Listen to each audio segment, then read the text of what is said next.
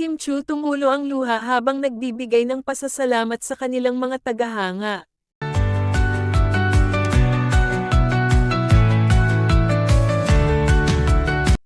Naging emosyonal si Kim Chu habang nagbibigay ng taos-pusong pasasalamat sa lahat ng sumuporta sa kanilang World Tour concert ni Paolo Avellino. Ginanap ang nasabing concert sa Anaheim kung saan dinumog ito ng kanilang mga tagahanga. Hindi napigilan ni Kim ang kanyang emosyon habang inaalala ang mainit na pagtanggap ng mga fans. Ayon sa kanya, sobra ang kanyang pasasalamat sa walang sawang suporta na kanilang natatanggap. Ibinahagi rin niya na hindi nila inaasahan ang ganitong kalaking pagmamahal mula sa kanilang audience. Ramdam na ramdam sa buong venue ang saya at pagmamahala ng Kim Pao at ng kanilang fans. Marami sa mga dumalo ang talagang nagpakita ng suporta sa pamamagitan ng sigawan at palakpakan.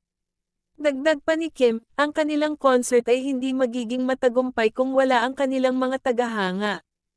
Naging espesyal ang gabing iyon dahil sa koneksyon na kanilang nabuo sa bawat isa. Sa huli, nangako sina Kim at Paolo na patuloy nilang pagbubutihin ang kanilang mga susunod pang performances para sa kanilang fans.